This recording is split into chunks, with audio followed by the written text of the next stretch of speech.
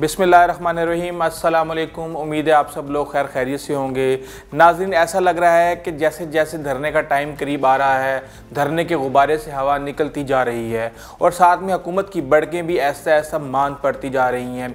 आज जो डेवलपमेंट हुई, जब मेरी इस डेवलपमेंट पर नज़र पड़ी तो मैंने कहा ले अभी धरने का तो मंतकी इंजाम हो गया और अब धरने के जो ना गुब्बारे से हवा निकल चुकी है। मज़ीद तफ़सीलात से पहले माज़रत के साथ थोड़ी सी तकलीफ़ उठाएँ और सब्सक्राइब और घंटी यानी बेल आइकॉन पर उंगली मार दें ताकि हमारी मुलाकात का इस सिलसिले को कायम रखा जा सके और हमारी हर अपडेट आप तक सबसे पहले पहुँचे। हुकूमत ने अपोजिशन को मार्च की इजाज़त देने का फ़ैसला कर लिया है और वज़ीर-ए-आज़म इमरान खान की मुज़ाकराती कमेटी की मुलाकात हुई है, जिसमें ये फ़ैसला किया गया है कि इनको मार्च करने दी जाएगी, इनको इजाज़त दी जाएगी कि ये अपने जो भी इनके साथ डिसाइड होगा मरकज़ वहाँ तक आएँ और आके अपनी मार्च करें। और मुज़ाकराती कमेटी में परवेज़ इलाही, परवेज़ खटक, असद कैसर, सादिक संजरानी, शफकत महमूद, असद उमर और नूरुल हक शामिल थे। इजाज़त सुप्रीम कोर्ट और हाई कोर्ट के फैसलों पर अमल से मशरूत है। आपको मैंने पहले ही बता दिया था और मैं आपको जो है ना कि मार्च की इजाज़त अगर दे दी गई तो समझ लें कि मामला तय हो गए हैं। और साहब का वीडियो जो है ना जो मैंने इस पर की थी, जिसमें आपको सारा कुछ बताया था, ये मैं डिस्क्रिप्शन में डाल दूंगा अगर आप इसको चेक करना चाहें। और अब ये सारे मामला तय होने के बाद खाम में एक्सरसाइज करवाई जाएगी, लोगों को थकाया जाएगा और सिक्योरिटी के नाम पर कौम का पैसा खर्च किया जाएगा। हर चीज़ पहले से तय होगी, यानी हुकूमत और अपोजिशन बैठ कर फैसला करेंगे कि अपोजिशन हुकूमत के ख़िलाफ़ एहतजाज का ड्रामा कैसे करेगी और हुकूमत ये ड्रामा करने में इनको क्या सहूलियात फराम करेगी। अभी आने वाले दिनों में ही आपको हुकूमती वज़रा के बयानात में ज़रा नरमी नज़र आएगी और वो मुल्की मुफाद और कौमी मुफाद, वसीतर मुफाद में मुंह को ताला लगा लेंगे। वो जिनके लिए 5 मिनट खामोश बैठना जो है ना मुमकिन नहीं होता, लेकिन उनको लगाना पड़ेगा क्योंकि उनको कहा जाएगा कि आप अपना मुंह बंद रखें और अपने मुंह को जिप लगाएं। आपको याद होगा एतजाज एहसन का 2007 का मुशर्रफ के ख़िलाफ़ एक मार्च उन्होंने किया। ऐसा लग रहा था कि जैसे ही ये मार्च पहुँचेगा इस्लामाबाद तो मुशर्रफ साहब अपना रिज़ाइन लेके बैठे हुए होंगे और कहेंगे जनाब इंसाफ और कानून की बालादस्ती के लिए मैं ये भी इस्तीफ़ा दे रहा हूँ और ये हुकूमत जो है ना मैं आपके हवाले कर रहा हूँ, प्लीज़ आप चलाएं इसको। लेकिन हुआ ये कि जनाब वहाँ पे एतजाज एहसन साहब पहुँचे, कोई रास्ते में रुकावट नहीं थी, सारे कंटेनर साइड पे कर दिए गए। जनाब पहुँचे हैं वहाँ पे और आराम से बैठ के उन्होंने तकरीर की है। तकरीर करके उन्होंने कहा जी धरना कॉल ऑफ करते हैं और ये मार्च थी और अल्लाह हाफिज़। और सारे लोग वहाँ पे बैठे देखते रह के सब कुछ। और अब भी यही है, अगर इजाज़त दे दी गई है और अगर ये आएंगे इस्लामाबाद तो ये धरना नहीं करेंगे, धरना नहीं करने दिया जाएगा इनको। और सबसे पहले ये हर चीज़ तमाम मामलात और सिक्योरिटीज़ पहले ही डिसाइड हो जाएंगी। पहले दिन से ही मौलाना फजलुर रहमान ने बड़ी कोशिश की कि किसी तरह शरीयत, तहफ़्फ़ुज़ नामूस रिसालत और दीन के तहफ़्फ़ुज़ के नाम पर लोगों को हुकूमत के ख़िलाफ़ इकट्ठा किया जा सके, मगर इत्तेहादियों के तहफ़्फ़ुज़ात और डांट डपट के बाद से तहफ़्फ़ुज़ जमहूरियत, पाकिस्तान और आइन की बका से मुंसलिक कर दिया गया सारे धरने को। मैं आपको बताऊं कि मौलाना साहब जिस लंगर से 50 साल से खा रहे हैं और जिस सिस्टम से मरात ले रहे हैं, गुजारा उनका उसी से हो रहा है, शोहरत उनको वहाँ से मिल रही है, इसकी बिसात वो ख़ुद कभी भी नहीं चाहेंगे कि इतनी जल्दी लपेट दी जाए। मौलाना फजलुर रहमान की जमीयत उलमाए इस्लाम गुज़िश्ता 100 साल की तारीख़ रखती है और मौलाना की रोज़ी रोटी का गुज़िश्ता 50 साल से बंदोबस्त हो रहा है, इसी जमात के थ्रू हो रहा है और सारा इसी जमात और मदरसों के ऊपर दारोमदार है इसका। खैबर पख्तूनख्वा, बलोचिस्तान में अक्सर हुकूमत बनाते हैं या हुकूमत का हिस्सा रहते हैं। लाखों कारकुन निकालने की इनकी सलाहियत है इनके अंदर, क्योंकि मदरसे के बच्चों को ये ला सकते हैं। इन्होंने अपने मुलाजिम रखे हुए हैं, अंसारुल इस्लाम के नाम से बेताशा लोग हैं। पाकिस्तान की आबादी का 20% जो है वो देवबंद मसलक से जो है ना ताल्लुक़ रखता है और ये मसलक जो है मौलाना का भी है और वफाकुल मदारिस के तकरीबन रजिस्टर्ड जो 35,000 मदरसे हैं उनमें से अक्सरियत जो है ना उनका ताल्लुक इस मसलक से ही है। तो आप समझ सकते हैं कि मौलाना जो है ना यहाँ पे बड़ी अहमियत रखते हैं और मौलाना इतनी अहमियत रखने के बाद सब कुछ इतनी जल्दी से कभी भी स्टेक पर नहीं लगाएंगे, क्योंकि ये ऑप्शन भी नहीं है कि मौलाना इस्टेब्लिशमेंट की मदद से कोई किरदार हासिल कर लें इस्टेब्लिशमेंट के ख़िलाफ़।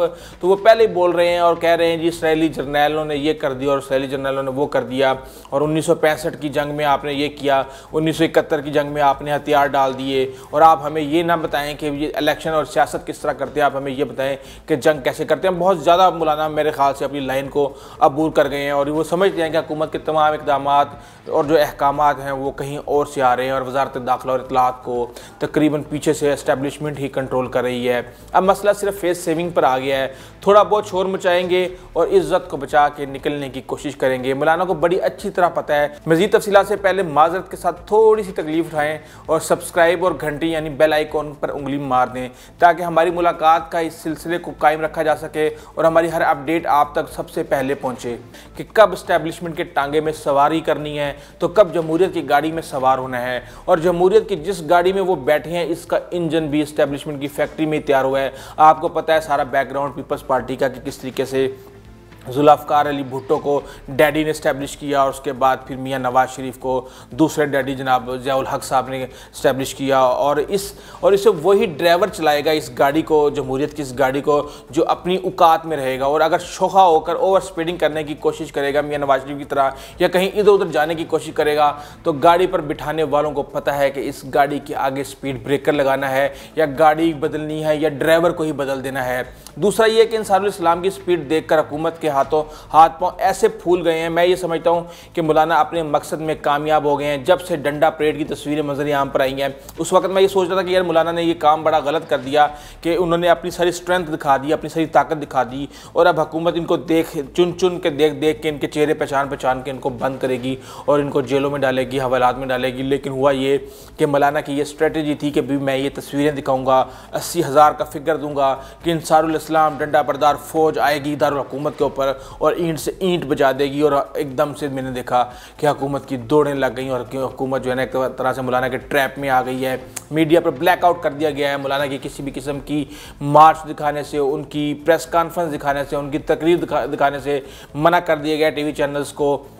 मेरे ख्याल से ऐसा तो शायद मुशर्रफ दौर में भी नहीं हुआ था। इमरान को हुकूमत बचाने के साथ साथ थोड़ा सा अपने इमेज का भी ख्याल रखना पड़ेगा। ये नहीं कि अपने साथ ज़्यादती हो तो नज़रियात का प्रचार करना शुरू कर दें, और अगर दुश्मन के साथ ज़्यादती हो रही हो तो आंखें बंद कर लें। मैं ये समझता हूँ कि इमरान का टेक्नोक्रेट वज़ीर दाखिला किसी भी किस्म की इमरान के लिए मुश्किल सूरत हाल पैदा कर सकता है। जमहूरियत का ये कमाल है कि ये हर इस शख्स के गुब्बारे से हवा निकाल देती है जो किसी भी नज़रिए के तहत इनकलाब का अलमबरदार होता है, स्टेटस को तोड़ना चाहता है, मुईशत, मुआशरत और सियासत के निज़ाम को बदलना चाहता है। और जो भी चाहता है कि मुईशत, मुआशरत और सियासत के निज़ाम को मैं बदल दूं तो उसके गुब्बारे से हवा निकलने की वजह से उसमें यह खासियत ख़त्म हो जाती है कि वो किसी भी ताकतवर के मुंह पर फट जाए जाके, क्योंकि जब किसी भी चीज़ की हवा निकाल दी जाती है तो इसके फटने की सलाहियत भी ख़त्म हो जाती है। हम उम्मीद करते हैं कि अल्लाह ताला पाकिस्तान की आखिरी उम्मीद इमरान खान के गुब्बारे से हवा ना निकाले और इसको कुछ नज़रियात और रसूलों पर खड़ा रखे, ताकि इस कौम को कुछ तो उम्मीद हो कि कुछ बेहतर हो सकता है। क्योंकि इस वक्त कोई अच्छी खबर तो पाकिस्तान को मिली नहीं, ना मुईशत के हवाले से न किसी और हवाले से। लेकिन हमें सिर्फ ये उम्मीद है कि इमरान खान सिस्टम्स को सही करेगा, असूलों के साथ खड़ा होगा, नेक आदमी है और करप्शन को ख़ात्मा करेगा। लेकिन अगर इसी तरीके से कंप्रोमाइज़ शुरू हो गए, यू टर्न की जो है ना स्पीड बढ़ गई तो बड़ा मसला हो जाएगा, आवाम भी बहुत मायूस हो जाएगी। दूसरा ये कि मियां नवाज शरीफ का आपको पता है कि बीमारी के बड़े चर्चे चल रहे हैं। इमरान खान ने पंजाब हुकूमत को फ़ोन किया है कि मियां नवाज शरीफ का खास ख्याल रखा जाए और हर मुमकिन सहूलत दी जाए। जिस भी मुल्क के अस्पताल में वो अपना इलाज करवाना चाहते हैं इन्हें इजाज़त दी जाए कि उसका इलाज करवाया जाए। दूसरा ये कि मरीम नवाज़ को अपने वालिद से मिलने की इजाज़त नहीं दी गई। मैं ये समझता हूँ कि हसन और हुसैन के मुल्क से फ़रार होने के बाद और कुलसूम नवाज़ की वफ़ात के बाद अब इस वक्त सिर्फ मरीम ही हैं जो कि मियां नवाज शरीफ की करीबी तरीन हैं और जिसमें मियां नवाज शरीफ ट्रस्ट करते हैं।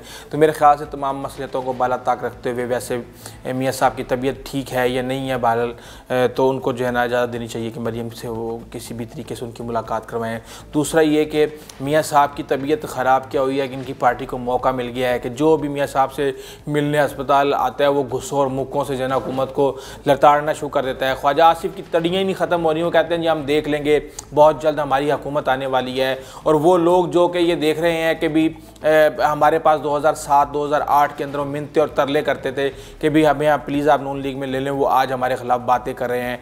जो मर्ज़ी हो जाए हम ये बातें किसी सूरत नहीं भूलेंगे। एहसन इकबाल भी वही अपने पुराने इल्ज़ामात दोहराए जा रहे हैं कि भी इसके ज़िम्मेदार हर हाल में न्याजी होगा जो कोई अगर खुदा न खासा मियां साहब को कुछ हो गया। जाने से पहले इंतहाई माज़रत के साथ दोबारा मैं आपको तकलीफ दूंगा कि प्लीज़ आप सब्सक्राइब करें चैनल को, घंटी यानी बेल आइकॉन का बटन ज़रूर दबा दें, उसके ऊपर एक दफ़ा जस्ट उंगली मारें, आपका मसला हल हो जाएगा, ताकि हमारी जो मुलाकात का एक सिलसिला कायम हुआ है उसको जारी रखा जा सके और हमारी हर अपडेट आप तक सबसे पहले पहुँचे। अपना, अपने घर वालों, दोस्तों और हमसायों का ख्याल रखिएगा। आइंदा तक के लिए इजाज़त दीजिए। अल्लाह हाफिज़।